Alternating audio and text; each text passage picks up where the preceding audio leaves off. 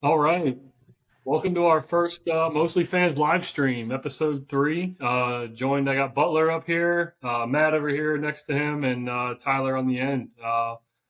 Got another, start the shit over. This is, yeah, I don't, I literally just got home. Like, I Bro, you were literally rolling. just We got had home. Yeah, but I didn't know what I was going to say anymore. I First forgot. button, hit, panic. Yeah. Like, the first 2 times, like we had I was able to prepare with what we were going to talk about, and I just completely drew a blank. Yeah, kill this and we'll start it. Just roll with it. Just roll with it. We're live, bro. Here's what it is. Whatever. Well, welcome to the stream. Whatever. And I haven't even seen a list of things to talk about, so I don't. Somebody pick the first topic. Well, what have y'all been up to, honestly? I'm just curious what y'all been up to. I think we got to start with Matt. Matt's been gone. He's our new member today. Mr. MIA, I guess. He's alive. Yeah, tell us what's going on in life and where you've been the last 2 episodes. And Well, the last 2 episodes, I was traveling back from baseball weekends away. So we were in Cary playing in a tournament down that way. And the weekend before that was Richmond. And by the time y'all were in the middle of this, I was just getting home. So I have a question, Matt. How since we talked to Perkins about his him getting married, forgot his date and all that. I knew you just got married. How's that life? life's good, man. Thank God for Haley, or I probably wouldn't still be here. I'm totally screwed if the day comes that I'm not married to her or something like that. I'm totally screwed in that moment. Yeah. What was your wedding date for the record? October 15th last year. Do you know what last year was? Yeah, it definitely wasn't 2020 or 2021, Eddie.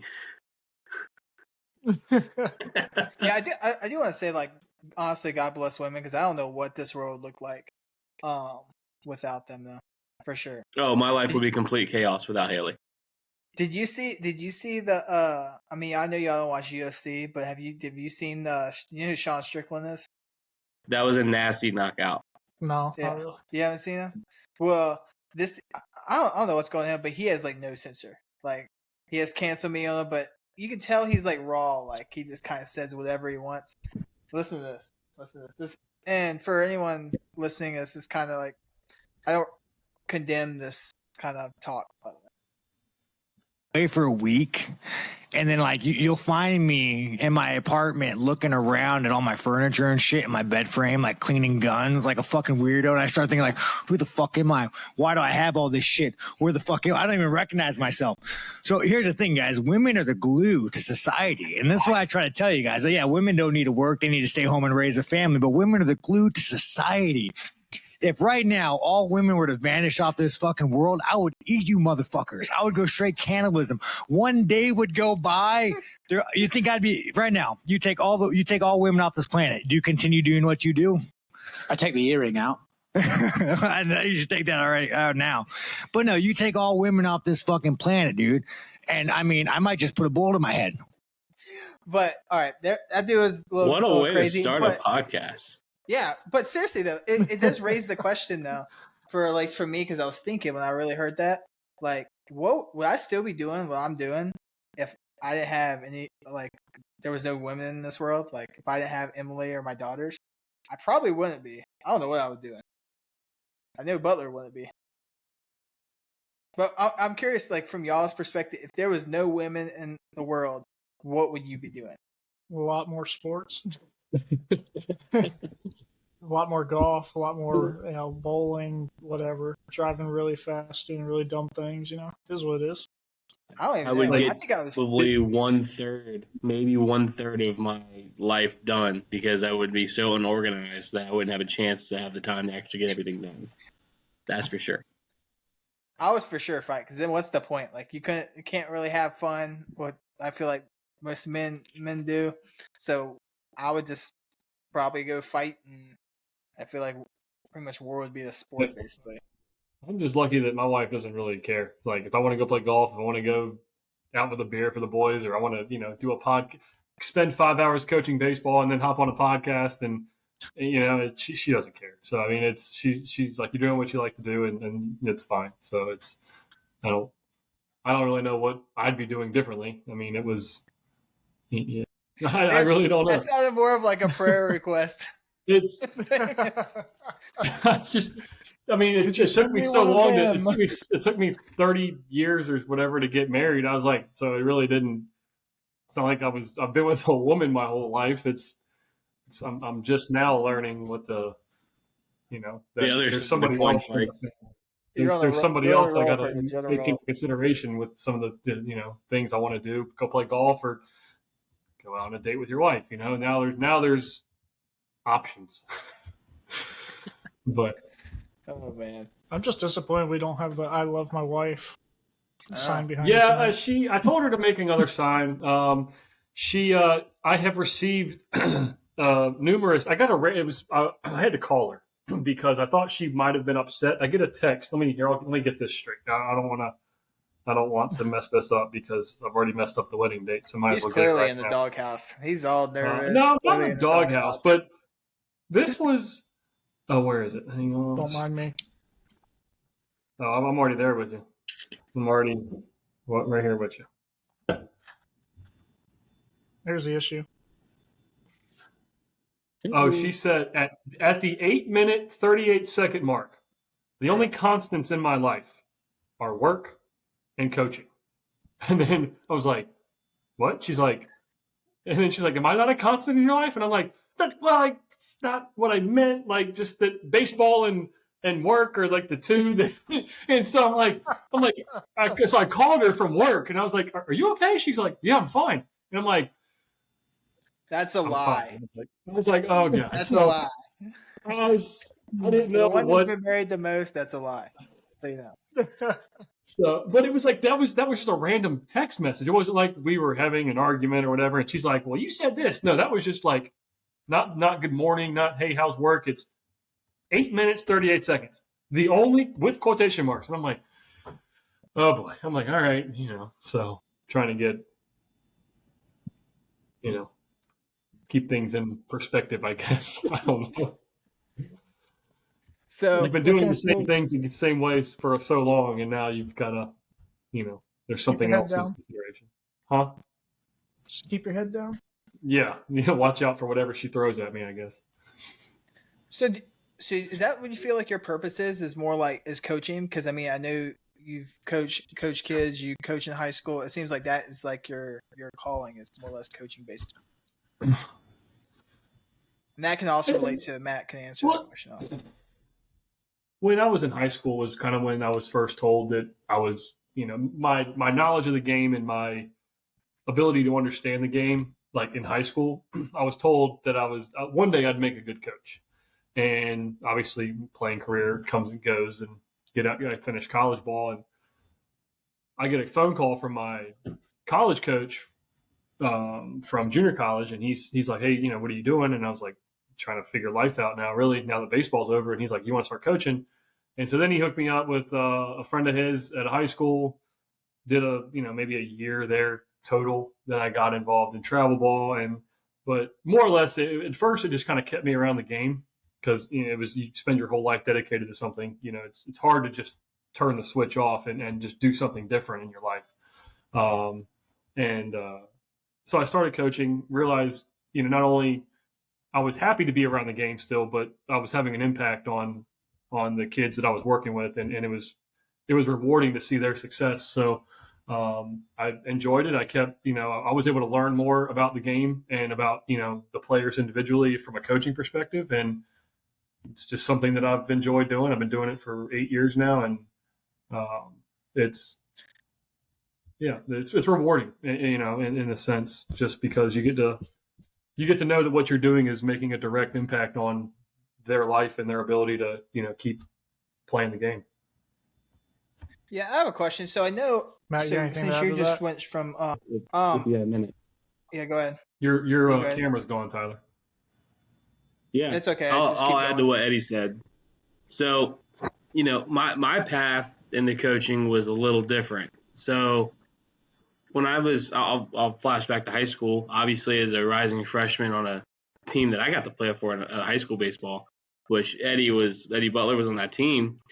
You know, you've got Eddie, what was it, 13 seniors, 14 seniors in that team?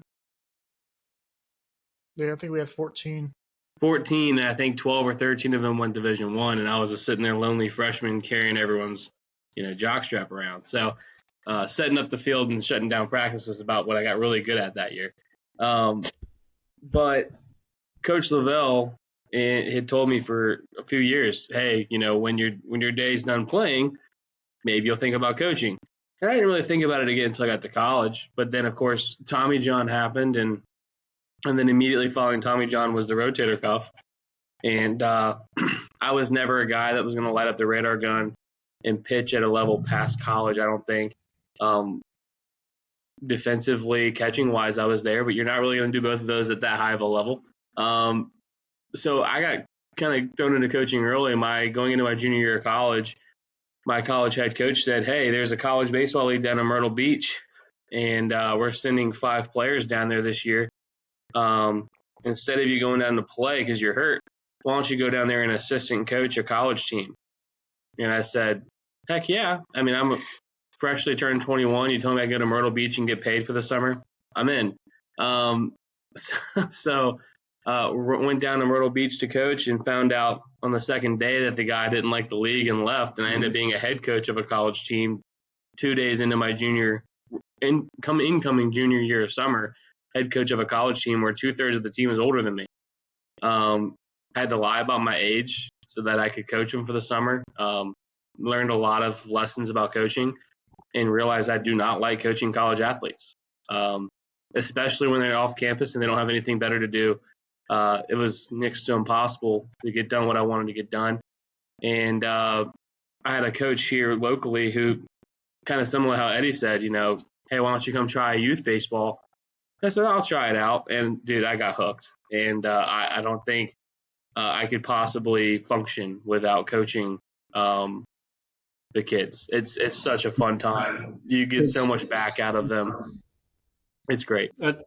That's a good point. It's like we've been doing this game since we were kids, and to think of life without having baseball in it, it's a piece of you would be gone forever. And it's something that you've committed your life to trying to to perfect your sport, your talent at the game. And now, and I've told people this before, I've said I was blessed to have the coaching from T-ball all the way through college. I had T-ball coaches I coached me into travel baseball from like 9-10 years old. And so I had phenomenal coaching from the time I was like 5 years old to, through travel ball, through high school ball, and into college. And it would have been a disservice to not give back parts of what I learned. I take a lot from all these different coaches that I was able to learn from, and then mold into, my own personality and put that on the field. And now that's my product. And then, but not only that, just keep the important part of that is to continue to learn. Don't just be satisfied that you're a coach now. Now you have an obligation to the kids to keep understanding, the game, keep learning the game, and try to make yourself better to keep making them better, because the game's always changing. You can always learn something new, stuff like that. Especially if you coming from someone who was a pitcher, first baseman. I try to really learn other positions as far as how does the middle infielders operate, and different ways to relate to them, or the third baseman or whatever. But anyway, it's you have to keep learning, keep studying what's going on. But so what about from a coach seeing the kids' perspective? Because how you always see on the internet is the dads are lose it all the time. And I knew I played. Me and Matt known each other for a long, long time. Matt's dad was like that. My dad was kind of like that, and kind of can ruin it, the sport. So is it weird from seeing from the coach perspective? It's it's when you see that, it's oh man, I understand. I wish they wouldn't do that, but you don't know how to approach that situation. There's two big pieces to that that's so different today from when there weren't that many options if you wanted to play good baseball. if you wanted to play top level or very good baseball, there might have been 3 local options, maybe a fourth, maybe a fourth team that might have been like a little bit of a step down. Other than that, you were having to go a long way to find quality. So there happened to be a lot of dads on one team like that versus I think today where every dad that's like that says, okay, I'm going to start my own. And you've got 50. Literally, we have over 50 teams from the Richmond to North Carolina line area in one age group. And that's just per age before you introduce rec ball or anything else. And so a lot of those dads who are that person, you end up seeing it fizzle their kid out even earlier now than it used to because they cannot compete and they can't grow. Versus where I think back then, coaches wanted to be the best, but also there was a limit to what of that was shown at the field because dads were so scared of losing that opportunity for their son. You burn that bridge, it's not open again. Nowadays there's a million options. There's literally kids, Eddie and I talk about it all the time. There's kids that have been on 4 teams in the last 12 months. Yeah. It's insane, but that's dads. Yeah. Hey, Eddie, Perkins, did I ever tell you how me and Matt actually met? So I remember going to, I think I was trying out for, I forgot what team it was. Went into the GCA facility because it was like they were practicing. It was like a crush or something. And Matt was pitching, right? Only person I talked to while I was there, I was like, dude, this dude's pretty good. And he like convinced me to join the team. Next practice, he switches teams and I'm already there. I'm like, what in the world? I was like, my only friend left. Wins the Richmond Braves. What was Tyler? What was your question about the Matt when he answered it? What was your question about coaching and dads? Yeah, so how like I can only talk from my own experience. So like, you see online, crazy dads ruin it. Like you hear dads fighting on the internet or something like that. And for me, I just didn't like the ride home from the games. So from that perspective, I'll get to the dad coaches versus just being the dad parent. And I don't have kids, but seeing the way my dad was after some games, my dad had high expectations, right? And I had high expectations for myself. And there were times I wouldn't have a good game, and the ride home just wasn't fun, or he would have his own, hey, why don't you do this, or why don't you do this, or what's wrong, and I was just like, just let me just decompress from the game. Let me I'm well aware that I didn't have a good day. I was there. It's not like you need to just beat it back into me because I lived it. I was there. I know I didn't pitch very well or I didn't hit very well, and so as I've gotten older and seeing how other parents kind of react to that is I'm a firm believer of like, give them at least like 24 hours, just like, unless, or not only if that, let the kid, the player, whoever, initiate that conversation. Because in the end, you're still dad. You're still the mom, the dad, whoever it is. Like, let the kid, after the game, it wasn't good. If it wasn't a good day, it wasn't a good day. But the last thing I want to do about is after that game is talk about how bad that was, right? So instead of getting in the car and being like, hey man, really, really stunk it up out there. It's like, yeah, thanks. That's not, it's not helping anything. Let's, if he wants to talk about it and like ask for input or advice on the way home, that's fine. And I mean, as a parent, there's a way you can talk to him about it without making him feel worse than he already does. But beating the kid down on the way home after a bad day is just, I don't want to drive a divide because I want him to be so good. I don't want what I want for him to drive him away of maybe what he wants for himself, and if he wants to be, good at baseball or football or whatever he's playing, then, he's going to put in the work that he needs to do. But if he has a bad day and he knows, well, I have a bad day, dad's going to just, beat me down about it again and remind me how much I sucked it up again. It's not, that's going to get exhausting after a while. And, but from the coaching perspective, that's where you have to be more of like understanding. You can't just, beat down your players because nobody's out there trying to make an error. Nobody's out there trying to strike out. it's sports. You're gonna have mistakes. Things aren't gonna always go your way.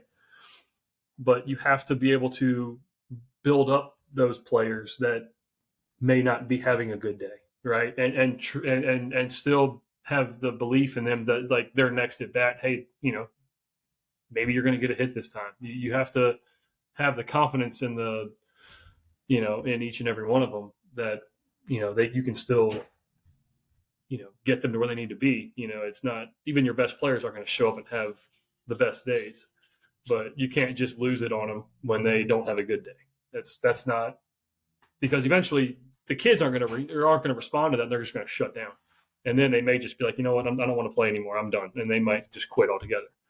And that's the one thing my promise. If my coaching makes a kid straight up be like, I don't like that guy, I'm quitting baseball. That's probably when I should probably walk away from baseball, because that's not why I'm doing it, and it's not going to be a reason, or I don't want that to be a reason why a kid quits playing. So I think that experience kind of helped me a lot, though. Like just as a parent and like a husband, is from seeing like, yeah, even though I'm like very passionate, and because I've caught myself doing that when like my brothers played football. Like I was so really critical, and it's like, and thinking back, I was like, from that perspective, obviously they know they played like trash. I don't gotta tell them. I was like, so how do I how do I make them better? How do I help improve them? Like, so I read this book. It's called How to Win Friends and Influence People. And it's like, how do I influence them and helping them be the best version of themselves without like attacking and kind of like putting, rather than me against you, it's like, hey, we're in this together. How do I help? So that's kind of like helped me a lot. Just having confidence in a kid goes a long way. I mean, he may know he's not the best kid on the field, the biggest kid on the field, whatever it is, the most talented. But if a coach is like, shows confidence in that kid, like, hey, I'm putting you in this position for a reason. He's like, I know you can do it, or whatever, or just go out there and give it your best shot. If you have it's amazing what just hearing that as a player will do for that kid. But if the kid going out there, and the coach is like, doesn't have any confidence or any faith, or his teammates don't have any faith in him to get done, that's a lonely feeling, and you have no motivation or desire to succeed. But if your teammates are behind you, your coach is out there, like he's really pushing for you to to do a good job, and he's really kind of rooting for you. It's amazing what the mind does with confidence and how you can react with it. And so that's a huge aspect to coaching and just building up players. I would agree, and I think something that people miss, and dads miss this all the time too, is I think there's three key things to think of. Number one, every person, whether you're an athlete, whether you're a student, whether you're just competitive in your workplace or in school, everyone has a different red button. Everyone has one. And that red button, in my mind, the way I think of it, is what gets that person going, what gets the best result, right? Timmy might need a kick in the butt because he's that guy that needs that. And Billy might need a hand on the shoulder and a soft explanation to guide him there before we start getting a little bit more elevated, right? But people forget, no matter which red button I've got to push, I have to earn that first. I can't just push the red buttons all day. I've got to learn you as a player. I've got to earn your respect as your coach. And once I get there, then I've earned the right to do that at whatever level we agreed to. The other piece of this that people forget is, what's the end goal? A lot of dads see their son through a lens, or their daughter, any sport, of the next Olympian, the next Bryce Harper, the next whatever. And the reality is that less than 1% of the kids playing sports are going to play at the college level, and then even less than 1% of those are going to go play for professionally, and even less than 0.1% of those guys are going to make it to the premier end of the line, right? So, what's the goal? And are you putting your kid in a place to meet that goal, whether that's at 10 years old or 14 years old? I saw a comment on Instagram earlier today. It was a post, and it said, do you want to be what did it say? It said, do you want to be a starter on your team, or a starter on the bench. And it basically saying like, do you want to go somewhere where you're going to be able to put yourself in a position to succeed, or do you want to go somewhere and just ride the pine? But hey, I went and played for Clemson or whoever, but I didn't. I mean, I had a jersey, but I didn't play. Or can you go play for maybe a Division II, Division III? And yeah, I was a stud. I was able to go somewhere where I could put myself in a position to succeed. So that's another part of setting yourself up for success versus just saying go in the right direction. you went somewhere, right? It's missed too often. It's missed too often, and coaches miss it because they don't put the right pieces together. If you're able to ask a team at the beginning of the season, what's your end goal from this sport, and you get 5 different answers, you don't have the right 15 kids or 10 kids, whatever it is, right? And I've had some conversations with some kids at the high school level this year, and I have had a couple be like, yeah, I want to go play college and I want to see how far I can take this. And I've had a couple that are like, no, I'm cool. This is as far as I want to go. Like, right. I know I'm not that good, but he's like, I still want to go to college, but I'm probably done with baseball, And so some of them have recognized that, but that's not slowing down their ability to try to win a state title this year. I mean, they're willing to put in the work and get after it, but if you want to go play college ball, what we've told them is like, hey, bring us a list of schools because we all have contacts, we have some outreach, we can get them where they want to go. Bring me a list. Give me like 2 dream schools, like whether you make it or not. Give me 2 dream schools. Give me 2 schools that are like, this would be a good spot. Maybe like if I work hard enough, I can get here.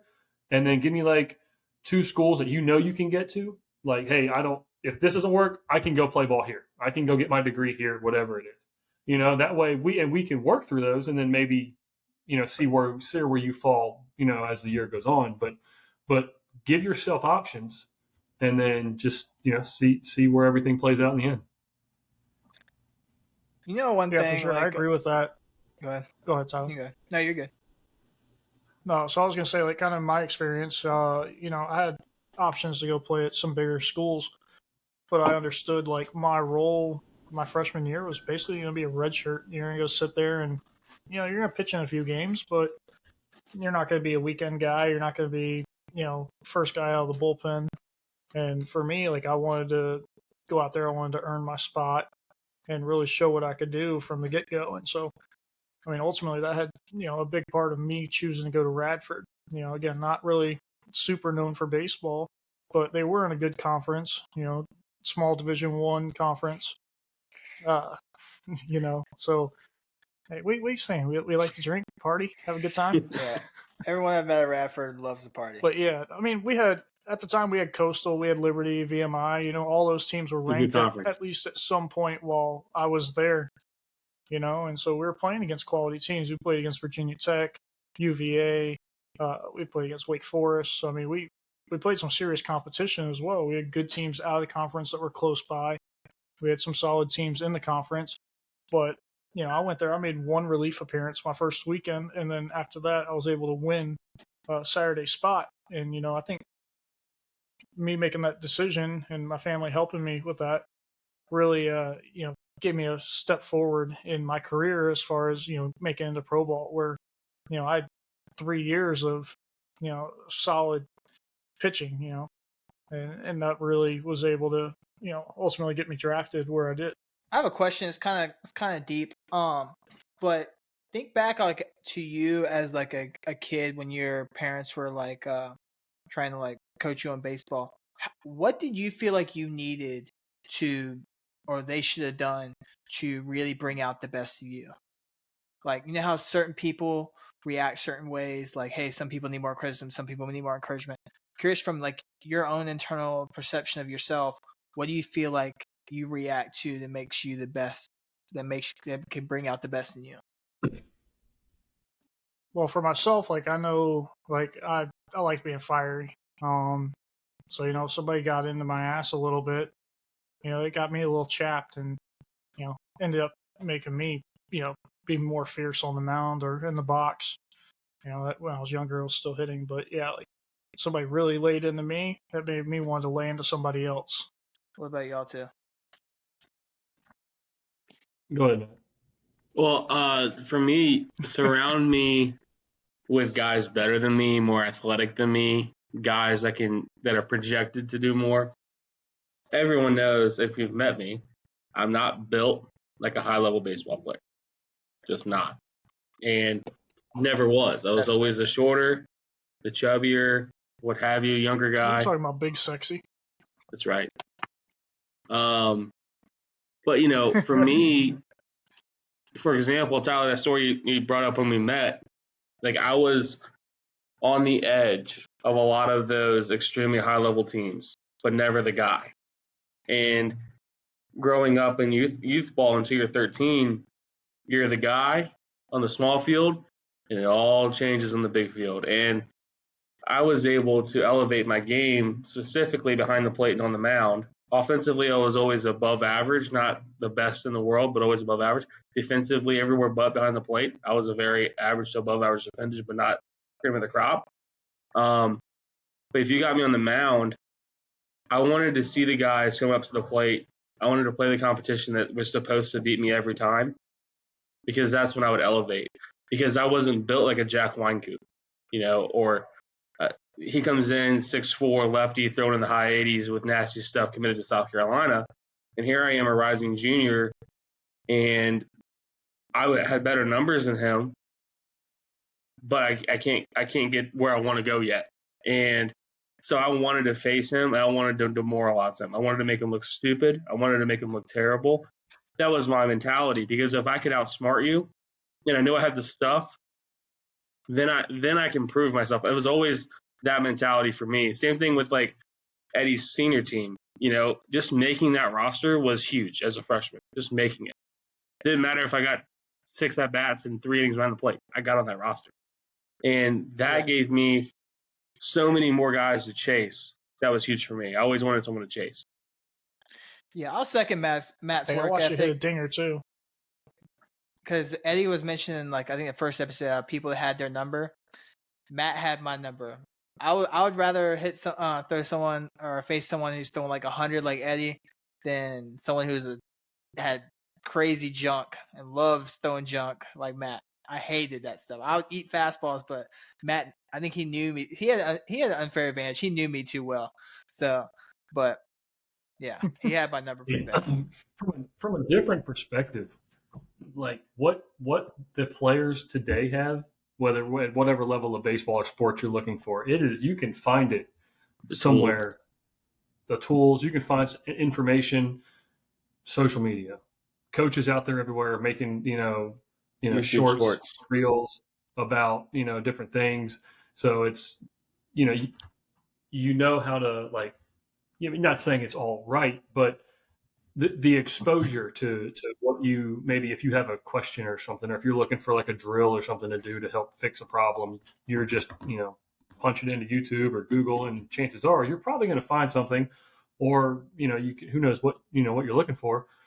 But I guess when I was a kid, if you wanted to get better, you more or less just had to hope somebody knew how to teach you to get better. It was you find players that have the talent, and like for me, I wanted to be a good pitcher, and so then I had to go find, like, I went and found Gary Lavelle. He was able to be my first pitching coach at 7 years old, and then able to work with him for a little while. But then you have to go out and like find instruction, at least when we were little, because the internet wasn't as it wasn't popular, but there wasn't as much information out there on what we were looking for, what we were doing.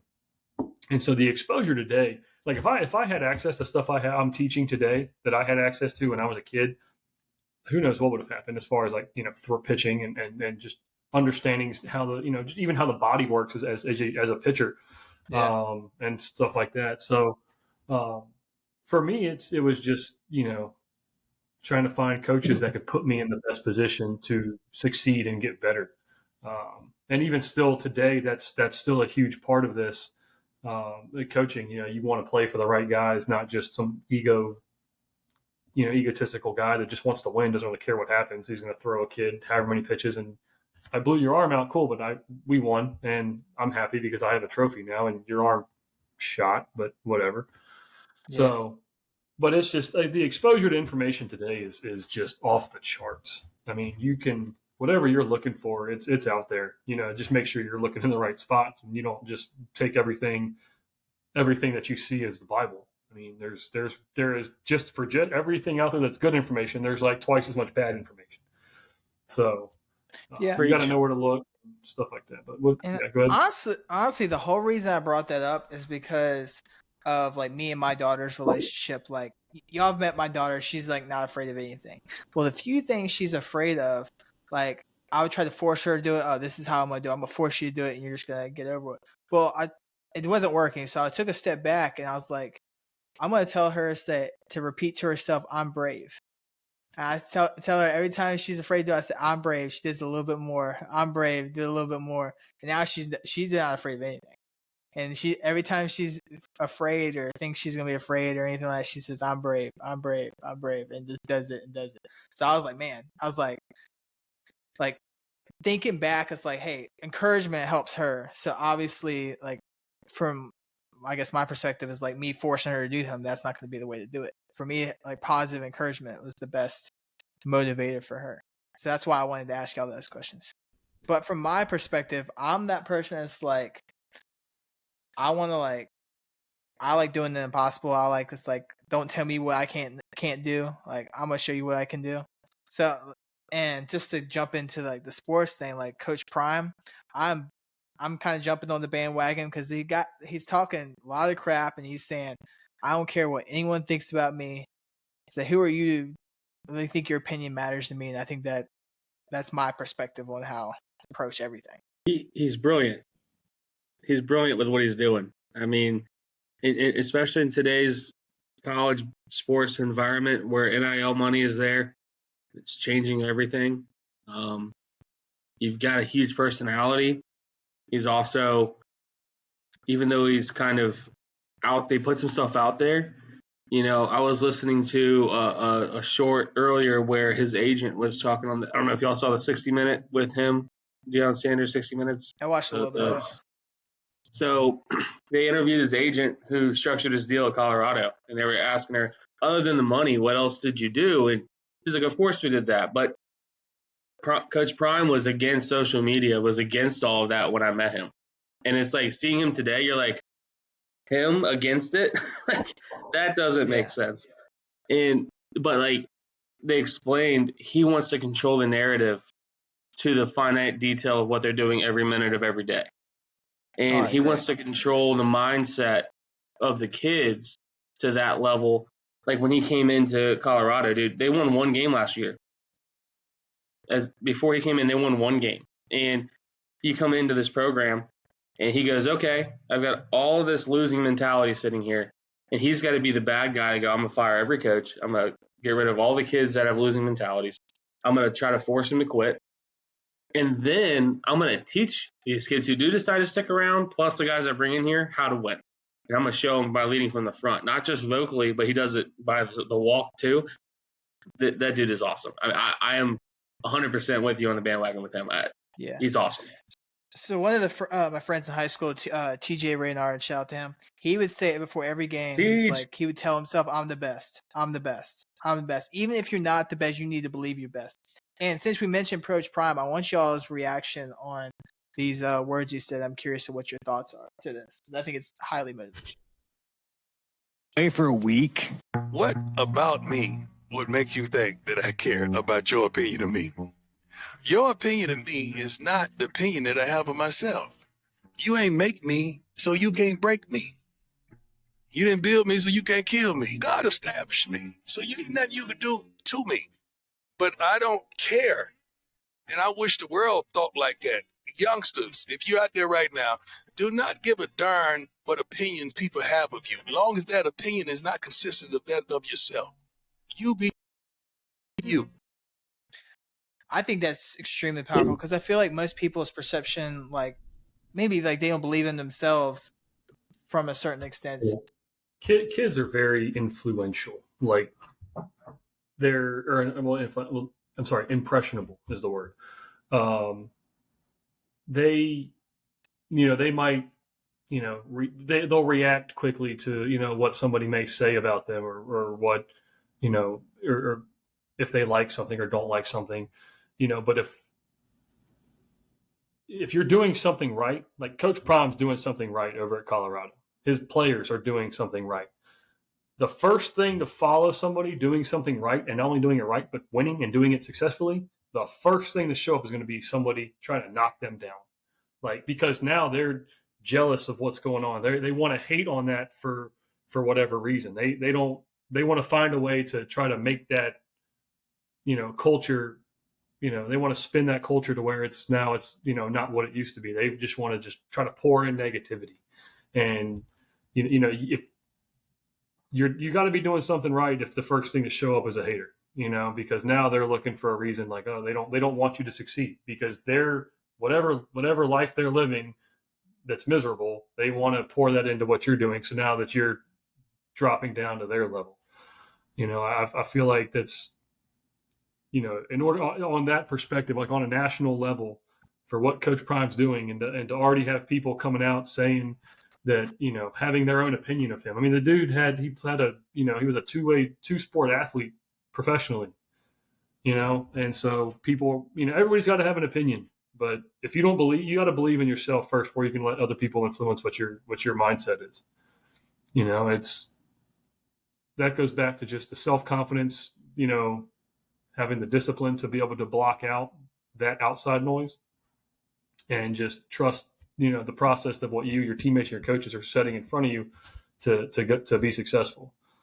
Because if you let all the outside noise get to you, you're giving them what they want. You're not, the distraction is now going to be winning, and you just gotta. It's easier said than done because all of us were there. All of us played sports. We've all heard, you've all heard people, the negativity from time to time. So it's if that starts having an effect on what you're doing, then it's winning. Then they are succeeding at making you not succeed. You know what I mean? And that's what they want, but you have to be able to, overcome, that obstacle.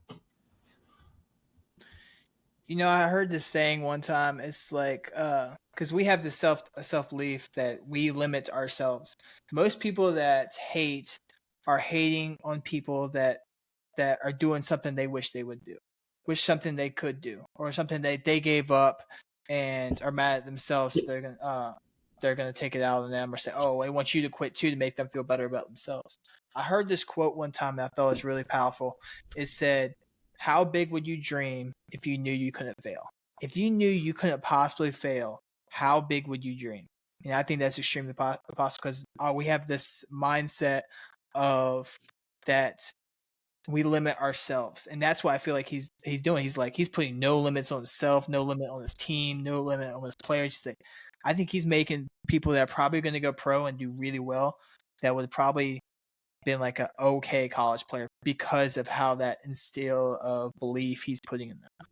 Well, if the first reaction to, like, let's say, for example, let's just keep the sports topic. Let's say players like, I'm going to be a pro football player, and I'm going to go play for Coach Prime in Colorado, and I'm going to go pro. If the first response from somebody is like, "Oh, that's not possible. You're not good enough," then that's already, they don't want that for you because they probably couldn't do it themselves. So therefore, they're going to just try to just flood your mind with this negativity, and it's like a cancer. You don't want that to get in there and fester. You want, that's why it's important as not only as a player to be able to compartmentalize the negativity, but to put yourself in a position to succeed. Coaches that believe in you, your teammates that believe in you, you have a family, a support system that can keep you going in the right direction. Because no matter friends that want you to succeed, the more success, or the more that you're trying to succeed, the more people are going to be showing up to try to knock you down, right? That's the importance of being around a culture where everybody's bought in, right? Everybody's behind each other, and everybody's trying to work towards one goal. And like I said, if your goals aren't big enough, if people are telling you that, "Oh, that's not possible," or "You're not good enough for that," so. Yeah. just kind of like to switch like a complete 180. I know it's kind of throwing a curveball, but did y'all see that like freaking robots or the AIs in stadiums? Have y'all seen that? Like, Yeah, there was the are we Chargers literally Dolphins game. trying to create iRobot? Like, they are literally trying So to bad. screw the world. Like, what are you So, doing? I saw the picture of them in the stands, but I heard they were walking around. I didn't see they're video of them. completely Which moving. field I saw level a walking video on the around? sideline, and they were walking around and like literally blinking their eyes and acting like they were talking. It was creepy, bro. Dude, Yeah. like Like, ChatGPT is Remind crazy, me but if not you to get go to the that Rams on game. people, that's California for it. Yeah. like, we are where's the I world can go going down to another that we're going to tangent create there, but no AI to thank you. replace us? We're going to create AI to replace this in chaos. Like, that's literally the way they want to do it. I don't know why. Yeah. Hey, you mind if we go back and listen to that prime, whole little segment again? Because I Yeah, want of to talk course. about that from my perspective. Away for a week. What about me would make you think that I care about your opinion of me? Your opinion of me is not the opinion that I have of myself. You ain't make me, so you can't break me. You didn't build me, so you can't kill me. God established me, so you ain't nothing you can do to me. But I don't care. And I wish the world thought like that. Youngsters, if you're out there right now, do not give a darn what opinions people have of you, as long as that opinion is not consistent of that of yourself. You be you. Yeah, so for Boy. me, where he's like, what makes you think that I care what you have to say about me? Man, my first professional season, I just finished up with college, just got drafted. And I can't remember at this point if I pitched in the game at this point yet or not, but I was in the middle of throwing a bullpen. And all of a sudden, out of nowhere, this random guy in a fucking, basically a suit, he was in slacks and a polo, comes up and starts trying to tell me what I need to do so I can make it to the next level. And at this point, like, I was pitcher of the year in the Big South, like, just come off an unbelievable season, like, first rounder. And, like, in my head, I'm like, who the hell are you? And so, like, it did nothing but just pissed me off the whole time that he's, like, trying to tell me what to do. And from there, like, I got labeled as uncoachable. Because come to find out, like, after I finished my bullpen, a couple of guys who had been around the team for a couple of years but were still stuck in rookie ball, whether it was injuries or whatever, a couple of the older guys came up to me and goes, hey, that's our pitching coordinator. But it kind of ties back to, like, what Eddie and Matt were talking about, where, like, you got to earn a guy's trust before you can just start trying to push buttons. And it did nothing but piss me off. And I stopped my bullpen. I threw like 5 pitches in front of him, and he had a remark to say about every single pitch I threw. And I just said, all right, I'm done. Like, I don't need this. Because I know what I am. I know what I do. And I know how to get guys out. And like I said, it got me labeled as uncoachable. And that's a title that followed me till the last game I played. It didn't matter where I was, somehow, some way, like, that was everybody's impression of me. From one guy in a fucking suit who thought he knew me and, knew this and knew that. And I'm like, I don't even know who you are. And you have just shown up and decided you're going to come try to start changing shit. I'm like, I hadn't had a single injury my whole career. And it wasn't until after 2 years later where, I went to big league camp. And as soon as I came down to big league camp, the farm director came up to me and said, hey, I just talked with the GMs, and they're like, hey, you need to, do this and do this before you're going to be able to make it up in the big leagues. And so basically, like, they were saying, like, oh, you need to command the other side of the plate, because I threw heavy sinkers. Like, I threw arm side all the time. I didn't care. Didn't care if you knew what was coming. I would have told you. I'm like, here's 97, sinker, good luck. And so, coming from the farm director, who's, basically the last guy to say, hey, this guy's ready to go to the big leagues, for whatever reason, my mindset changed, and I shouldn't have let it. I should have just done exactly what I've been doing, and it ended up where I started trying to command the other side of the plate.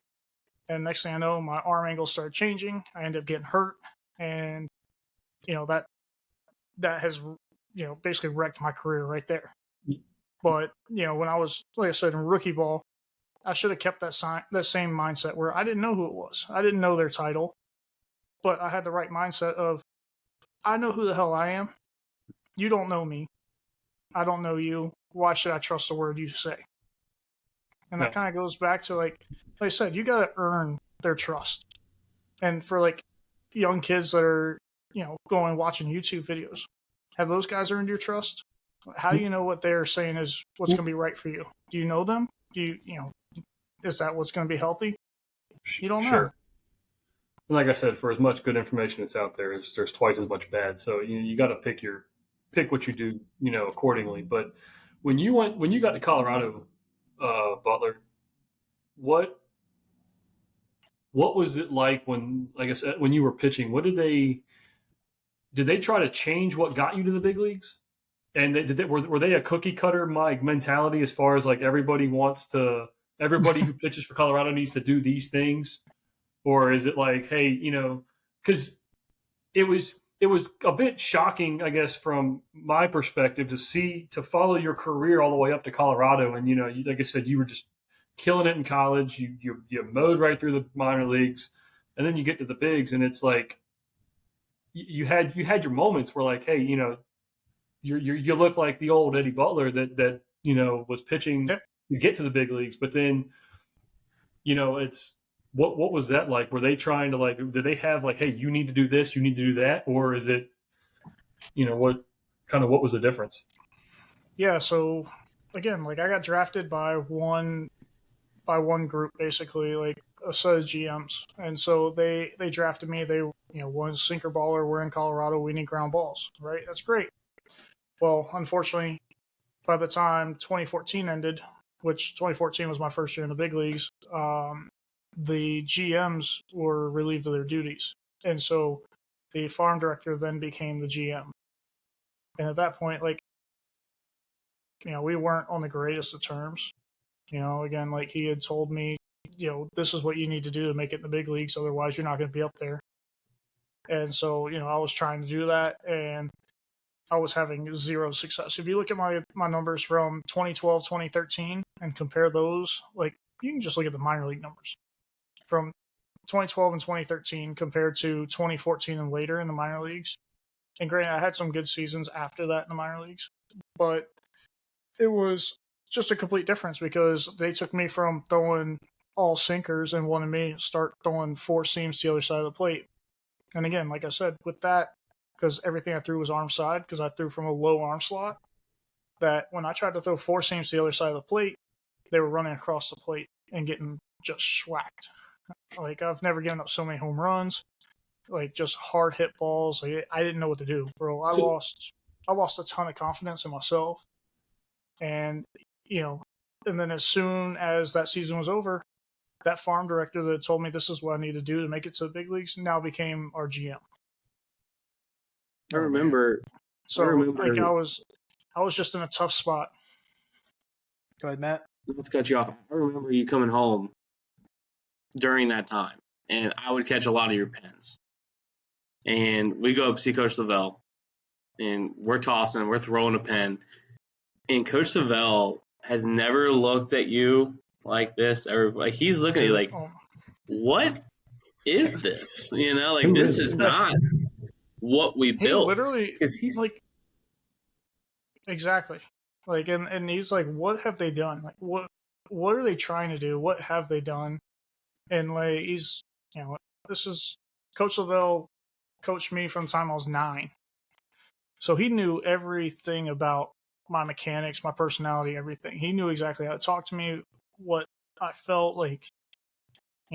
He was thinking what I was thinking before I could think it.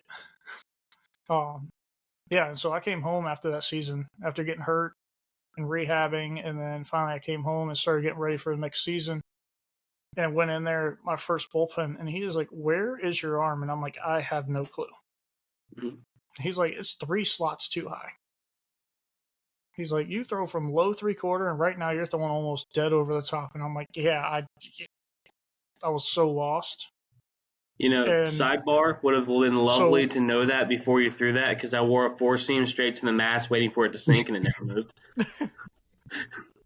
bro, that's what I'm Well, see, saying. Like, that's I couldn't even throw a sinker. Like, I had a full year where I would throw sinkers and they would cut or go dead straight. And it was Yep. the most frustrating thing because I was trying to get back to what I was and where I'd been my whole career, like college, high school, all that. Like, I did one thing and I did it really fucking good, like really well. So do you feel And like they kind of like threw you off balance to where like to kind of make you question like who you are as an athlete, who you are as like a person, made you question that and it kind of threw you off balance? I don't know so much about that, but like I definitely like lost an identity that I had as a power sinker guy who just didn't care. I could have told you it was coming and you couldn't hit it. Like that I'd was like the to best add to feeling in the world. this. I'd like to add to this and ask you a question, Eddie. So, today's world of college baseball, today's world of pitching analytics and what's happening now is so far beyond 2014, 2015, 2016. So far. It's not even the same conversation anymore. They had a lot of that when you came in, but they didn't have anywhere near what they have now. Do you think, and I think I already know the answer, but I'd like to ask this, if you think you came in today and they said, we're going to throw 3 pins, we're going to assess your spin rate, we're going to assess your movement, we might even fly you to Colorado to throw a pin and do the same thing just so we can see what it looks like on our mound you're going to throw. We're going to play half of 82 games a year in, right? Or 81 games a year in, right? Do you think you show up today and they have that information to prove to them that what you have works, that the conversation is different? Or do you think that the organization as a whole had such a stigma for creating certain things that, or that maybe the new GM, when he took over, that it wouldn't have made a difference? You know, like I said, there's so much about throwing to both sides of the plate and being able to command it that I think that's where like their big issue was with it. Not so much sinkers in general.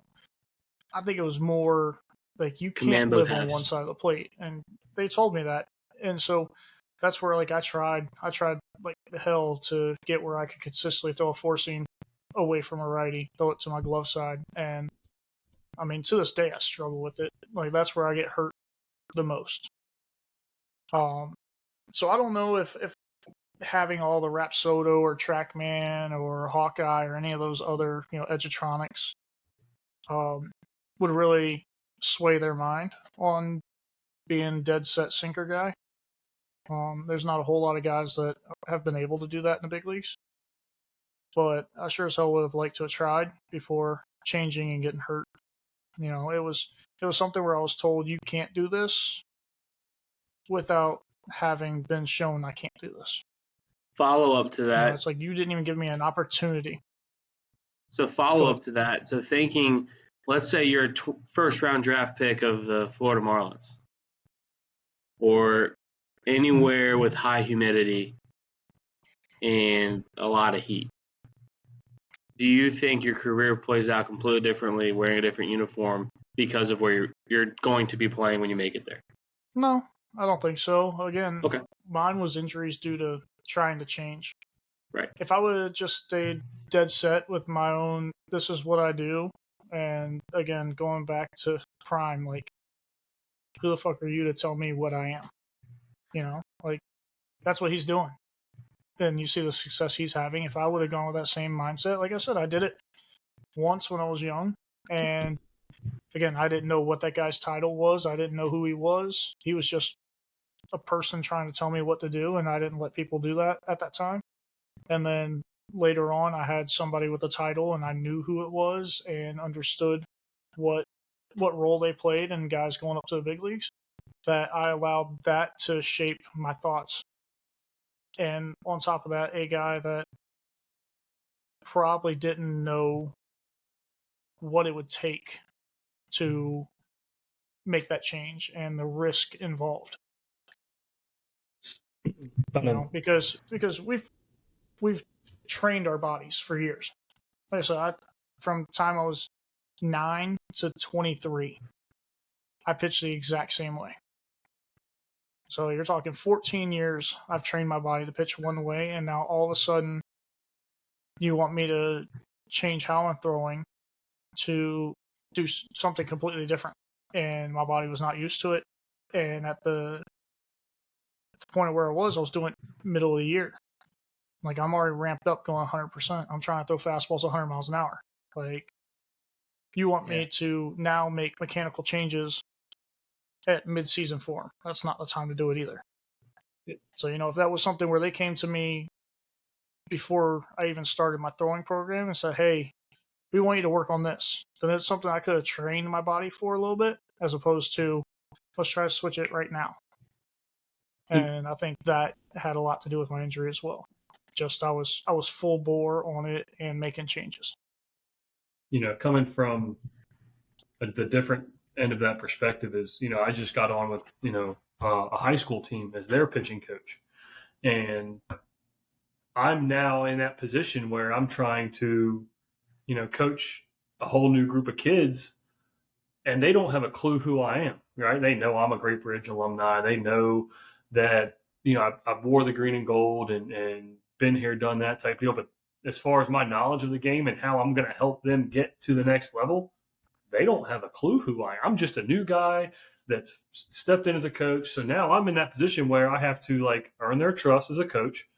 I have to, one, show them that what I'm doing is, it will and can work and get them to the next level. And what I'm doing, well, yes, it'll clean up some mechanical inefficiencies. Yes, you'll be able to throw harder. We're going to work on throwing more strikes, but they have to, it's a see it to believe it type deal, right?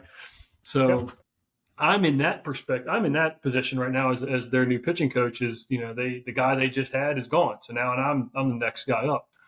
So it's that relationship of, hey, I know I'm new here, but just let's take this day by day, and let me talk. I talk to them. I'm learning who they are all as an individual, and then once I can kind of relate to them and build that relationship, then hey, now this guy might be able to help us out here. So, and I've got them all on we have a throwing program that we do every day, and they're doing it, but I want them to believe, not just, hey, coach says do this, we're going to do it. I want them to, they need to believe that, hey, what we're doing is going to work, and for the most part, I've got a pretty good buy-in on it. And, we're a real young, talented group, real young, but yeah, that's the different perspective is we players, you can't just walk right in and just be like, all right, we're going to do this, and this. And, even from my work perspective, I've been in the fire department for 5.5 years, and I've already worked for 4 different lieutenants. Right. So when when the new lieutenant comes in, he came in, obviously comes in, hi, I'm so-and-so, and, but everybody operates a little differently. So, he would just kind of spend the first the first month or so, I guess, more like in an observatory role. Like we all know the job, right? But he wants to see kind of how we operate as a crew before he can start to put his touch on what's going on, or he can reformat kind of things that we do, whether it's running a certain way to run calls or different tactics, techniques, whatever we're working on. But if he were to come in iron fist, be like, I'm the new lieutenant, and this, and this is what's going to happen, and that's the end of it. Like, you're already going to lose that battle because now your crew's not going to buy in. And, can I even trust this guy on the fire ground? Like, if we're, pulling up to a house, smoking flames, whatever, and, do I even have enough confidence that this guy's going to, put me in a position to succeed, or, or whatever it may be. But, you'd have to have an approach, and you have to build that relationship to bridge that gap from former coach or lieutenant or whoever it is to now the new guy, and then build that trust. I think just as humans in general, I feel like I think it's the saying is they don't care what you know until they know that you care.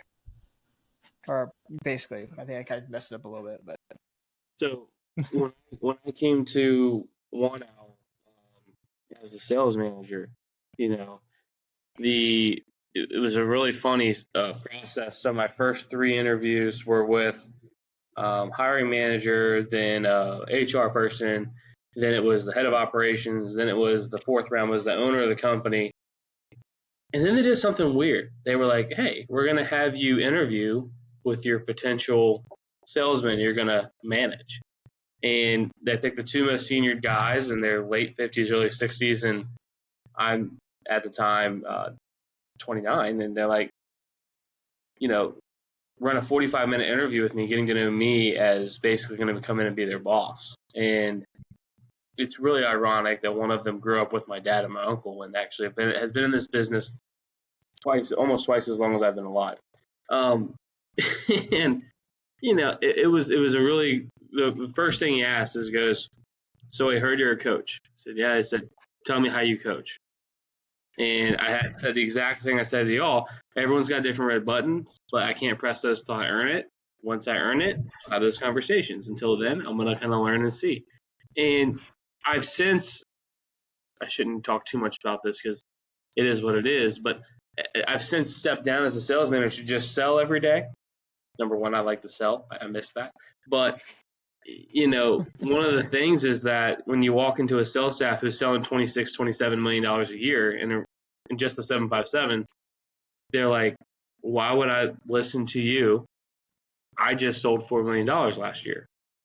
And I'm sitting there saying, I think you can sell 5. I just want to help you sell 5, and it's just like coaching. It's like, what's your red button? How do I get there? Let me get to know you. Let me take you to a couple lunches. Let me ride along and just watch you sell and not help, not say a word. Imagine that you can call me your training bitch. That's fine. I'm here to learn and ride along today. But I just want to know what you're doing and see if I can help. And it was like 2.5 months in when I finally ran a sales meeting and said, okay, I got some things that I'd like to introduce. We're going to do it over the course of like a 45-day period, bringing it in. And if there's something that really doesn't work for you, I understand. Nod and wave from talking to me in my office later. The guys respected the heck out of that. They were like, you're not going to force us to change our model? I said, you just sold $4 million. I don't want you to sell 3 because you're uncomfortable. And it earned a lot of respect. And the day I stepped down from that position to just sell and be among them as the sales staff, they were all upset. They're like, we needed you to be the manager. You're not allowed to step down. Like, well, unfortunately, I have a wife to answer to, and there's a better income over here. So I'm going that way. But they talk about it all the time. They ask me weekly, when are you taking back over? When are you taking back over? And it's kind of cool to see that turnaround effect of they couldn't keep a sales manager at this company. They had 9 in 6 years. And of course, now they're actually looking to hire number 10 because I stepped down. But it wasn't because I left or because they ran me out. It's because I just decided I wanted to make better income. But it was just really cool to see that. And the guys still use me as their unpaid sales manager. They call me for sales advice every day while they're in a call. And I'm like, hey, I'm in one too. Can I call you back? So, but yeah, all that just to say it's cool when you get that reaction and you start to flip the script a little bit because you earned it. Yeah, I think that really relates to everything in life because I feel like coaching is about they really want to know that you care and you really, if you like, I got better at sales and better at negotiating when I thought for myself, even believed in myself that I really want to help this person. And if you truly want to help this person, it's not about you. Say, how do I go about serving them to make them the best they can? And that's more or less how I got where I was in business, and it can be in sales, it can be in coaching. It's like you got to believe that you truly want to help people, because most people just kind of instinct for themselves. Our natural instinct is to be selfish. Like if I showed each of y'all a picture of 100 people, the first person you're going to see is yourself. It's natural. So you almost have to forget yourself constantly. Say, hey, how do I serve? How do I serve? How do I serve? And that's like, I think that's the key to success, honestly. But that's a whole nother topic. Yeah, I think the other big part of it, and I guess this also, we talked about this for a bit, but we're kind of reflecting back to Coach Prime, is being authentic. You can come off as very fake to put on as big of a persona as he does. You really could. It's very easy to do. There's a lot of people out there that come off extremely fake or not truly genuine, maybe to the extent that they maybe are because of the way in which they go about things. And you have to be, like you said, belief level has to be through your core, because the moment it shimmers away, the moment you show that bit of that other side, and you're like, oh, I'm back to being the guy, it's all it takes to lose that. Yeah, you gotta work on yourself before you can actually help to other people. Like you 100%. gotta believe in yourself to 100%. to be able to serve. Like you genuinely have to care.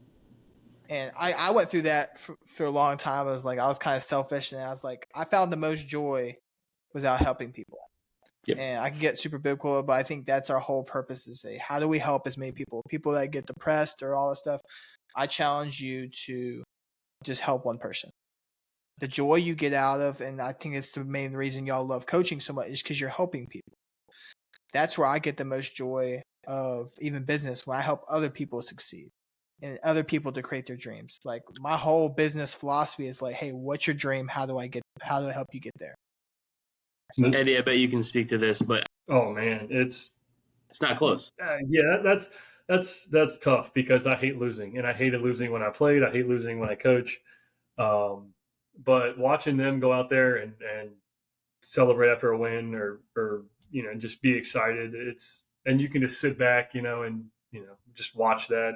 That's pretty cool. Knowing that you've put them in a position to go succeed, and then they come out with a win it's yeah. Especially when you go to like a big tournament somewhere, and winning double headers, whatever. But when you can go down to like out of town, travel, play some competition, and you watch them go out there and get the job done is a pretty cool feeling. And Tyler, you just said something a minute ago. You said something about helping one person, or I forgot what you were just saying, but what I was going to say off that was, go ahead.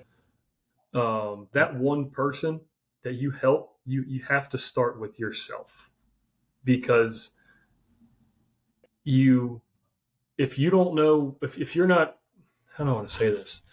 But I was where I'm going with this is that, like, I didn't get married or find my wife until I was able to get my priorities in line. I wasn't able, like, you can go on dates, you can try to do what you need to do, but I didn't have my own house yet. I was still trying to get like my life figured out, but I'm also trying to like find a girlfriend and whatever. And I had a lot of different things.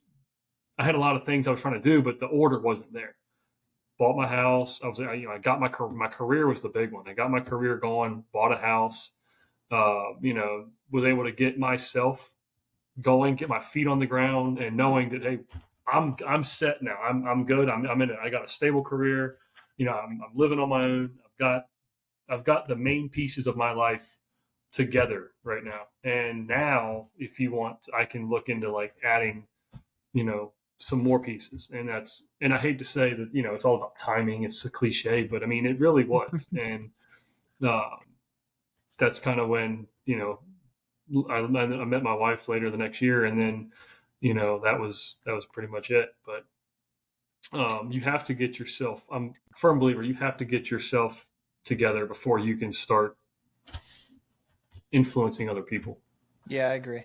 I think for myself, when I first got married, it was a lot of like me and Emily like, hey, you do this, you change this, and I don't know what dawned on me. It's to the point where it's like, hey, I'm just gonna do what I do in sports, like just focus on myself. I'm the only thing I can control. I try to be, how can I be the best person I possibly can? That's my whole focus. Don't worry about Emily, don't worry about the kids. It's like, hey, what can I control? I can only control what I can control. Is be the best version of me. We preach that on the ball field as well, but I mean, it's you have to. God, I was going somewhere. I just lost it again. Go on. I just completely drew a blank. Man, I was right. Oh my God, dude, it was like right there. I'll jump in.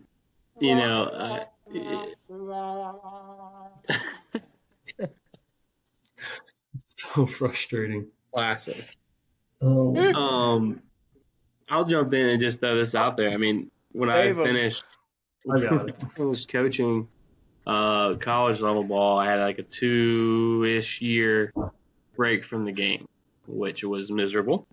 But Eddie, Perkins, you and I lived together for a little bit there. It was like literally right after I got out of college, and I barely even had a job yet.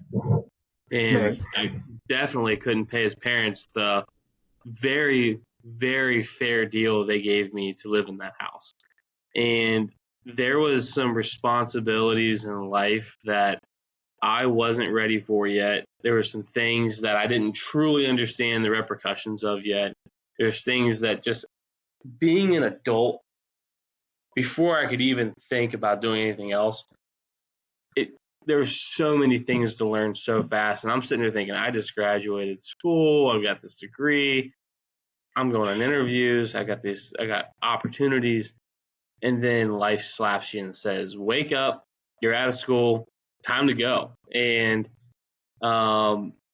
dating someone at the time that we all know wasn't the right person for me, but you start holding on to things when you get scared. That is the biggest piece of change for me when I started working on myself, because I held on to things afraid of the change because I didn't know what the end product should look like yet. In my mind, I'm sitting there thinking I'm set, but if I wasn't in I didn't have 2 or 3 things going for me at that time. If I didn't have those 2 or 3 things going for me, it would have been a whole different world for me real quick. So, all of a sudden, kind of like Eddie said, I kind of repositioned, pivoted, got a place that I could afford with a job that could cover it. Started doing some things to start learning a little bit about life itself. All of a sudden, bye bye to she who would not be named, and move on from there. And good timing. And all of a sudden, it wasn't until like a year, not really a year, it was like 6-7 months of like pouring into self growth, like figuring out why are you who you are in this moment. Look at yourself in the mirror, and can you really dig into that person to say, I like it?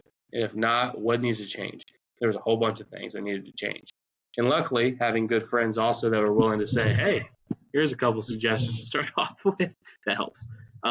You can really start to turn it around quickly. Of course, thank God that all happened when it did, because then I meet Haley and my trajectory just takes off. But if I don't have those 6 to 8 months with a bunch of good guys that really cared to push to stay online, right now would not be where I am. So that's for sure. Naturally we're creatures of habit as humans. We get in routines, and we get set with the way we do things on a daily basis. And so and we've all been there. We don't like having to like make that leap, but we have to get uncomfortable. Like you had to make a change that you didn't want to make because you were comfortable where you were. And maybe it wasn't the right place to be, but you didn't know what the right place was, but you knew that you could survive where you were, and it was comfortable, and you're like, I'll just put up with this for a while. And then like I said, none of us want to get uncomfortable, and sometimes that's what it takes to make that step. My intro to this sucked, right? It's I'm not comfortable just open it up on a podcast or whatever. So like that's going to be one we look back on and laugh at.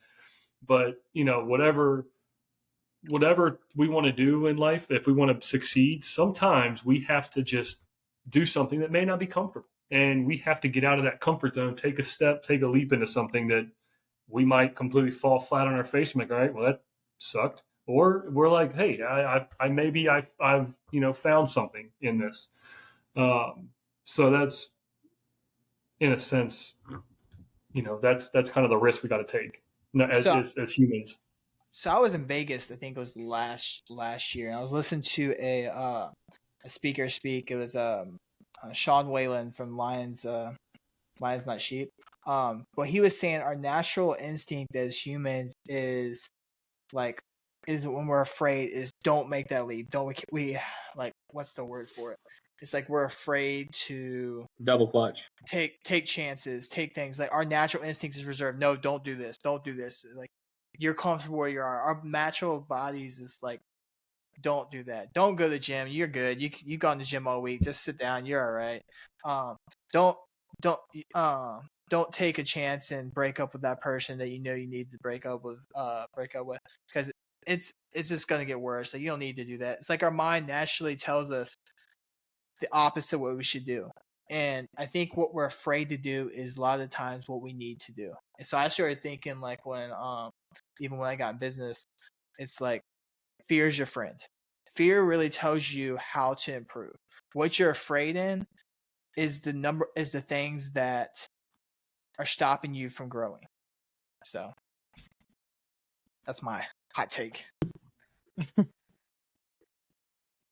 Yeah, you never know what you're going to what you're capable of unless you take that leap. And as humans, we don't want to we don't want to fail. Like we don't want to lose. We don't want to I guess just fail at whatever we're doing. And adversity, you can look at adversity one of two ways. Either stare it right in the face and go toe to toe with it, or you can just turn around and run away from it. And that's kind of which one do you want to be? Which one are you? And are you able to to go toe to toe with whatever that problem is, and see where that next step takes you. And I mean, it's some people deal with that easier than others, but that part of that is just goes back to what you were saying earlier is working on yourself. You have to work on yourself to before you want to help others, and you have to live live the example, be the example of what you're talking about.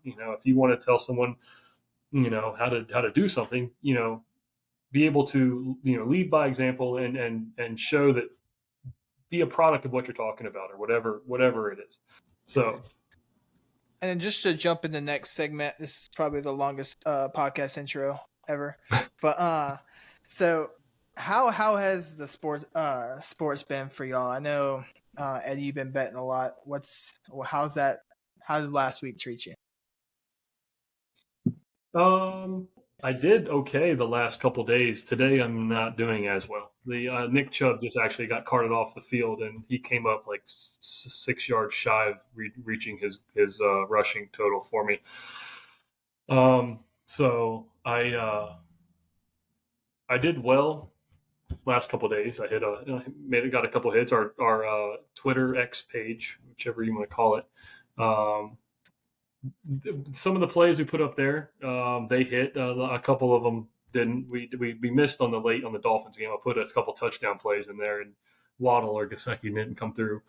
Did you see the YouTube comment about that one guy? He said, I forgot what he said. He said, I'll make sure to never take betting advice from y'all.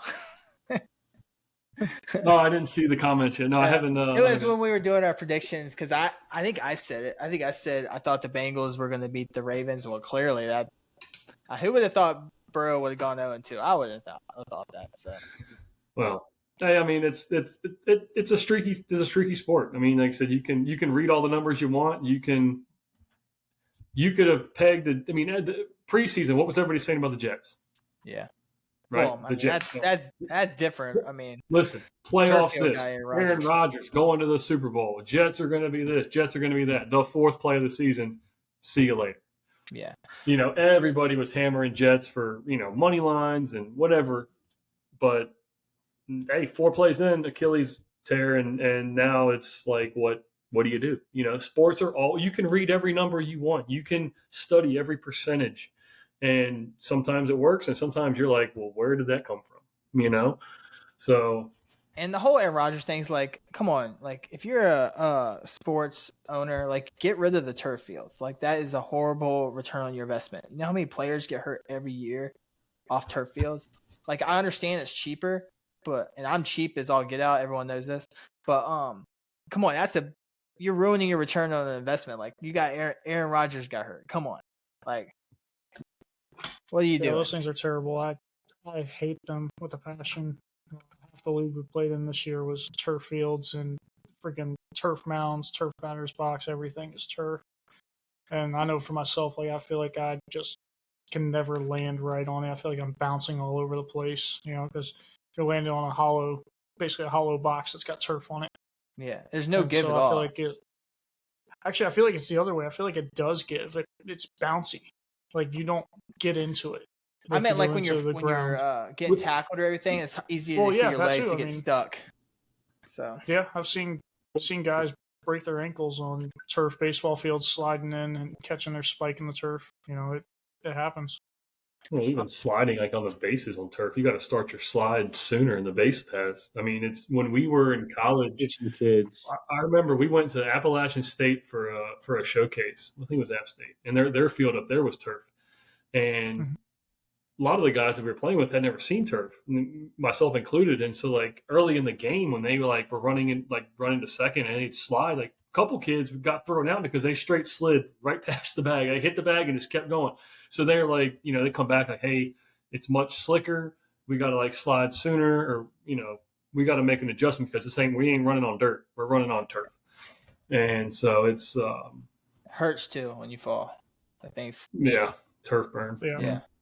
But plus just yeah. the wear and tear on your ankles, your knees, just your body feels terrible after playing on it, day in, day out for baseball. And I can only imagine what it feels like, taking hits on the football field. Yeah, that's gonna be too. I know we just kind of jumped into football, but did y'all watch the Colorado State Colorado game with Prime? I didn't watch it, but I saw the results. I saw parts of it, but I saw they were 23.5-point favorites, and Colorado State covered that one. Went to OT. Yeah. Yeah. Yeah. That was a brawl. But A lot of cheap shots. did you see that sure. Colorado's? Well, who was it? Was it Colorado? That cheap shot he did. Was it? There were death threats made to one of the players after that game. I don't know. I think it was Colorado State safety. Yeah, he was like a late hit or whatnot. But I mean, it's like that's too far. Like I get it. It's football. It's a rivalry. Colorado is in the news every day. Coach Prime, it's the spotlight is going to follow him. But you don't. They're at the end of the day, they're kids. They're college kids. They're student athletes, and you don't need to. That's uncalled for. It's I know. Crazy. I mean, it's he made a late hit, so I'm going to start sending his family or whatever death threats, or it's just. I mean, that shouldn't. I bet he wouldn't say it to him. I bet he wouldn't say it straight to his face, though. Oh no, 100%. Good old keyboard warriors, Oh, for sure. But can y'all see my screen? That's just sad that that's the trying to play a rivalry football game, and it gets a little chippy, I'm sure, but that's just too far. They're kids, man. They're out there. They're all trying to win the game. They're all trying to make a statement. They all have a goal in the end. They want to not only win the game, but you want to be able to stay healthy enough to finish a season and hopefully get drafted if that's your goal. So hey, can y'all see my screen? I see you. Okay, do you see the No, we don't have a share screen. You see the YouTube game? No. On the YouTube? Can y'all see my screen? No, but to talk about like while you're working on that, Colorado, I mean, talk about on the map. You've got The Rock showing up. ESPN game day. You got Lil Wayne rapping you onto the field.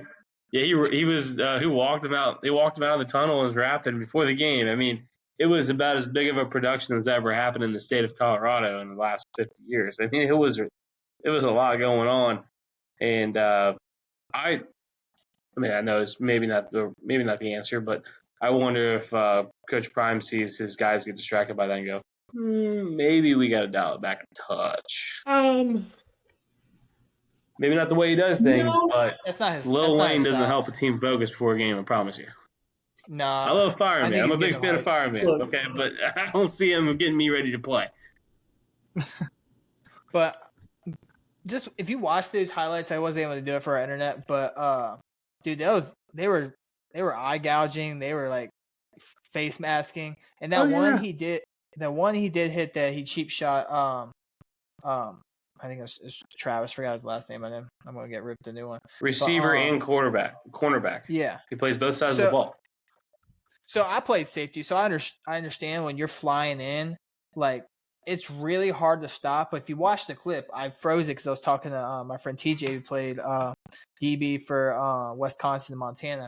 I was like, he took a horrible route, like stopped and turned back and then hit the guy. I was like, I don't know what he was doing. He didn't even have a good angle. So he clearly, obviously did it on purpose.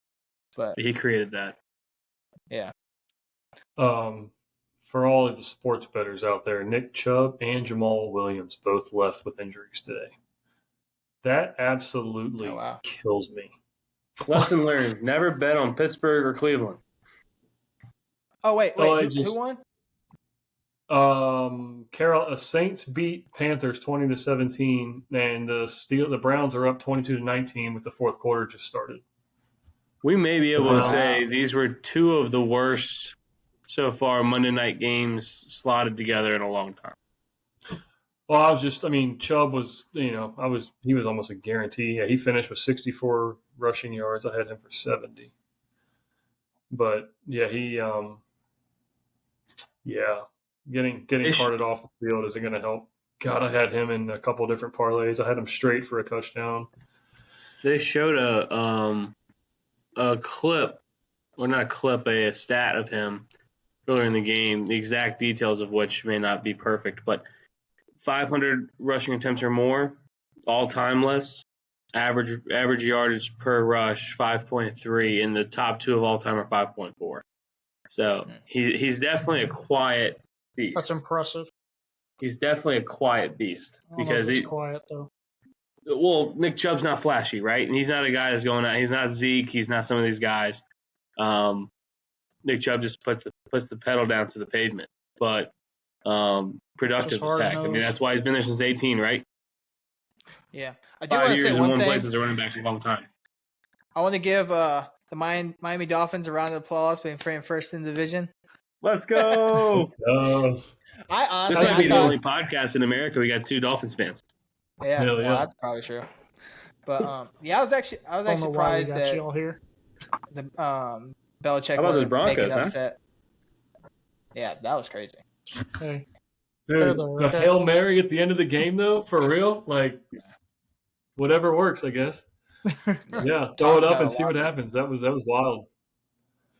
That was wild. Yeah, that was crazy. Yeah, that was the Dolphins game, man. That was I was working obviously last night, so I didn't get to see most of that. Is this the year the Dolphins make a run?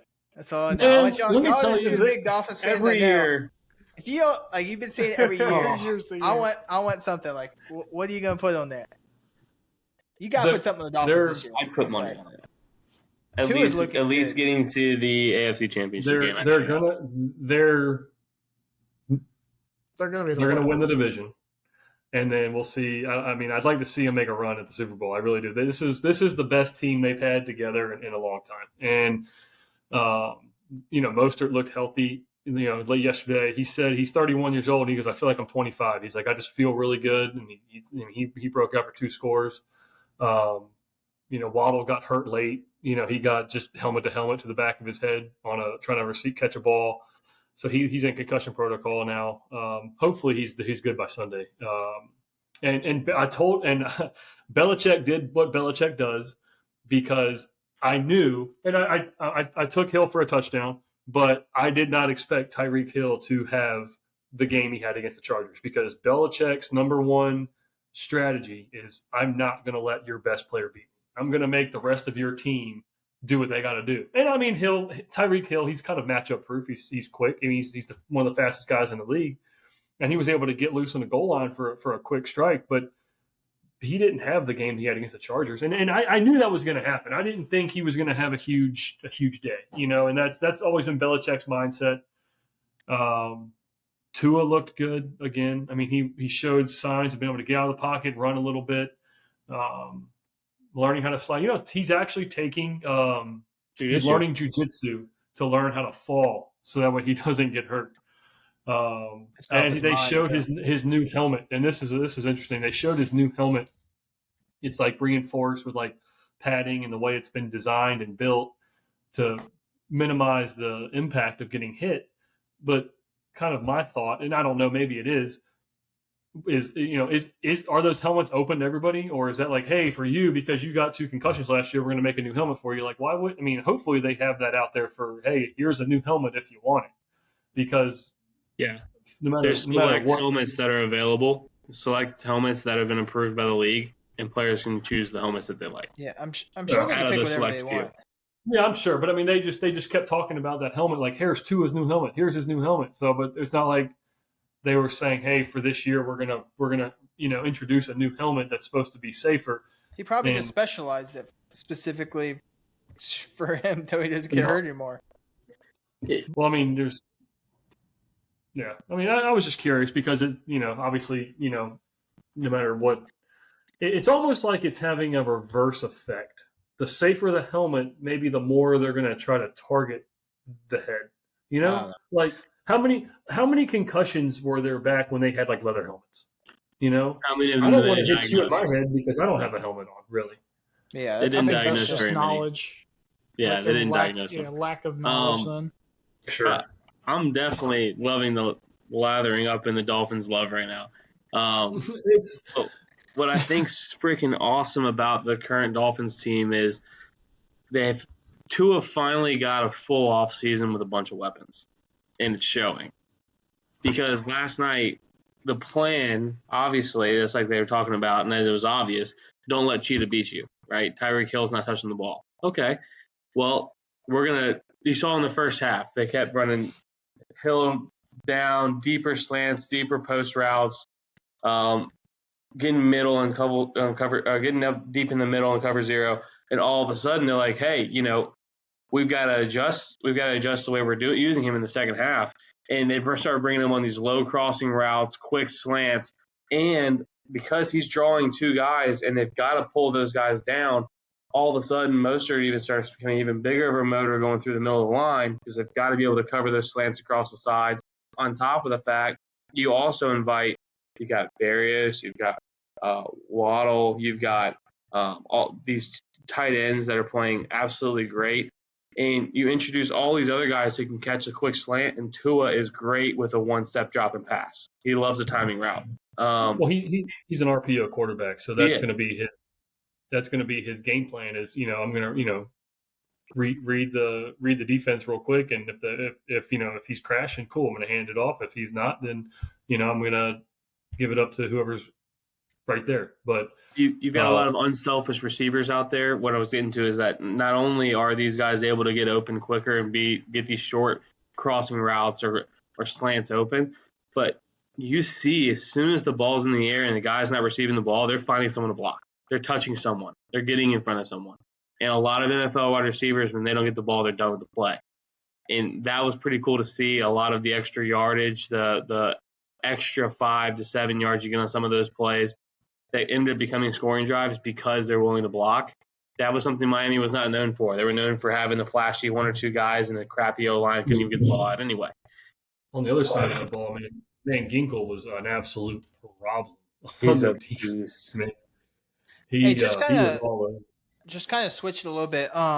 So let's run our predictions for week 3 because I know that one guy he was giving us a lot of heat because our predictions. But if you go back from the last 2 weeks, I don't think anyone was predicting some of the stuff that happened. Like you telling me you thought the Lions are going to beat the Chiefs? Like I wouldn't have saw that. Come on, there's been some crazy stuff happen in the first 2 weeks, and my internet's kind of spotty. Are y'all able to pull up who's playing who this coming week? Yeah, I got it. Yeah. Go ahead, brother. All right, so we got Texans, Jaguars. Jags. What do you guys think on that? That's what I was leaning towards. Yeah, I think I'm going with Jags too. Thursday night we got Giants, Niners. Niners. Yeah, it's gotta be Niners. Giants won last week, didn't they? Yeah, Giants beat the Cardinals. I was surprised by that because after that horrible outing with the Cowboys, I was surprised. Saquon's out. Yeah. Well, the Giants squeaked by the Cardinals by 3. They're giving the Giants are laying 10.5 that game too. Here, if you got the spreads, go ahead. You take it over with the spreads. Oh, yeah. Anyway, well, Thursday night, Giants Niners, and so they're giving the Giants 10.5, Oh wow. You know, so I'm naturally I want to say the Niners. It's did how did they look yesterday? I didn't see much football just because work was so busy. Who, the Giants or the Niners? The Niners. What did the Niners do? I'm making my pick more so about my lack of confidence in the Giants than I am in my confidence in the 49ers. Yeah. Yeah, agree. no, I think we're all going Niners here. Niners beat the Rams by 7 by a touchdown. So this is a push. Oh, yeah, with all the AI Um, fans. Go ahead. The Chargers Vikings. That's about as tight as you're going to get. It's a 1.5 spread. There's really no favorite here. This is a toss up. I'm going Vikings. Kirk Cousins and Justin Jefferson are on fire to start the year. I don't think it's going to slow down. I don't think, on top of that, their running game has been there. Not like it's crazy, but it's there. So, you give Justin Jefferson an opportunity to go ham on you, and Kirk Cousins is feeling it. I got them in this one. Yeah,